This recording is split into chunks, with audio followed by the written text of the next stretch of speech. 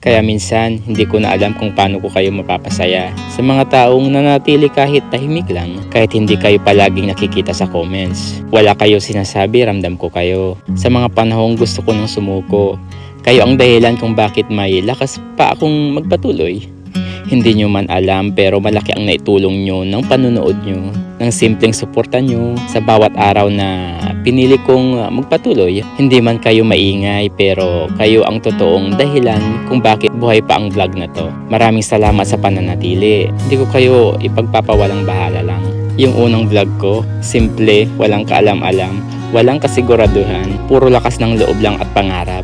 At ito na naman ngayon, mas maraming pinagdadaanan, mas maraming duda, pagod at tahimik na laban. Hindi naging madali ang 4 na taon. Sa totoo lang, may mga araw na gusto ko na huminto, pero hito pa rin ako dahil may mga nananatili. At kayo yun.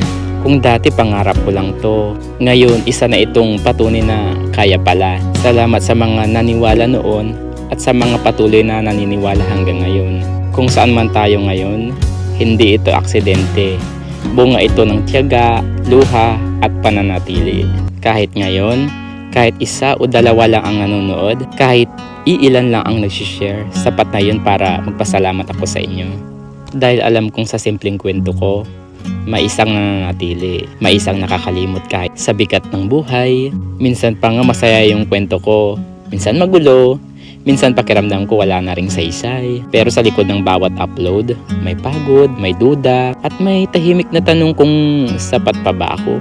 Ngayon, hindi ko na nga palaging alam kung paano ko kayo pasasayain. Pero araw-araw ko pa rin iniisip kung ano pa ba yung maibibigay ko. Hindi dahil sa obligasyon, kundi dahil mahal ko ang mga ginagawa ko at mahalaga kayo sa akin. So ayan, tama na yung drama. Napapayak tuloy ako sa mga kwento ko.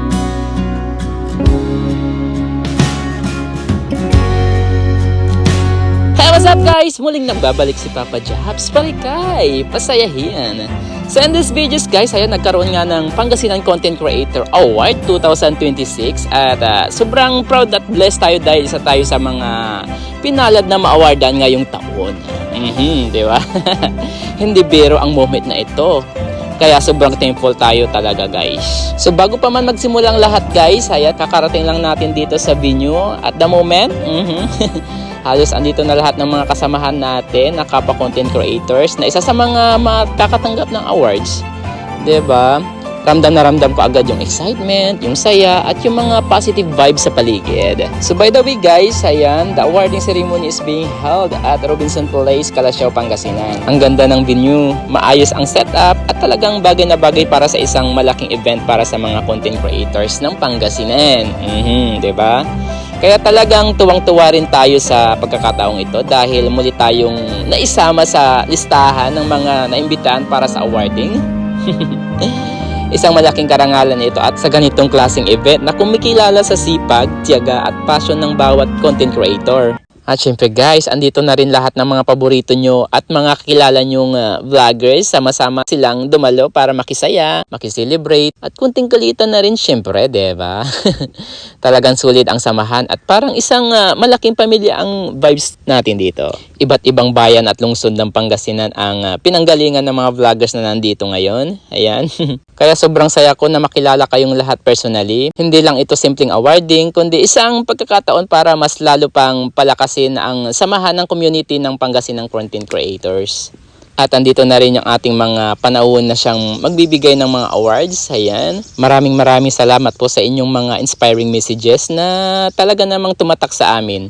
Malaking tulong po ito para lalo kaming mamotivate na ipagpatuloy kung ano man yung mga bagay na nasimulan namin. Nakakatuwa rin dahil inimbitaan ang mga estudyante mula sa Malasiki National High School para magbigay ng kanilang pangmalakasan performances. Ayan o. Grabe guys, sobrang husay at talaga namang nakakabilib ang mga talento ng mga kabataan ito. Isang malaking palakpakan para sa inyo guys. Grabe, yung galing. At andito rin ang party list representative Brian po ng FPG Panday Bayanihan. Ayan, na personal na nagpakita at ng kanyang support sa lahat ng Pangasinan content creators. Maraming salamat po sa patuloy na suporta at paniniwala sa sa kakayahan ng mga local content creators dito sa Pangasinan. Maraming salamat po. At syempre guys, hindi ko na iisa-isahin lahat ng mga kasama ko at kaibigan ko na nandito guys. For sure, kilala nyo na sila, diba? Sila rin yung mga naging dahilan ng saya at inspirasyon nyo sa pamamagitan ng kanilang mga videos. Kaya sa lahat ng bumuo at na nag-organize ng Pangasinan Content Creator Awarding, ayan, lubos pong nagpapasalamat si Papa Jap sa mga awards na aming natanggap. Ayan, isa itong malaking inspirasyon para ipagpatuloy pa namin kung ano man yung mga nasimulan namin, ang magbigay ng saya, pag-asa at inspirasyon sa bawat manonood. Kaya ang award na ito ay hindi lang para sa amin, kundi para rin sa lahat ng taong patuloy na sumusuporta, naniniwala at nagmamahal sa ginagawa naming mga content. Ayan, kayo po ang dahilan kung bakit tuloy-tuloy tayo sa paglikha ng mga makabuluhang videos. Minsan wala pang kwenta.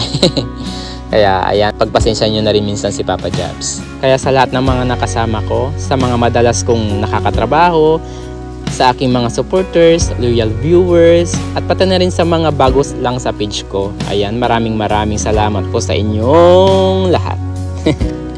Wala po si Papa Jabs kung wala kayo. Maraming salamat sa mga taong patuloy na naniniwala, sa mga taong natutuwa at napapasaya ko, at sa mga taong patuloy na tumutulong. Ayan, balbalaga salamat at si kayo namin.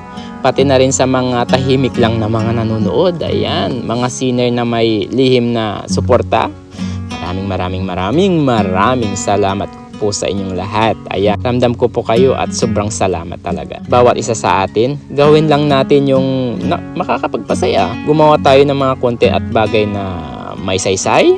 Ayan, kung yung mga tatatak at mag-iiwan ng mga magandang alaala sa puso ng mga tao. It feels even more fulfilling when we know that we are able to help others and put a smile on their eyes, even in the simplest ways. That is the true value of being content creator.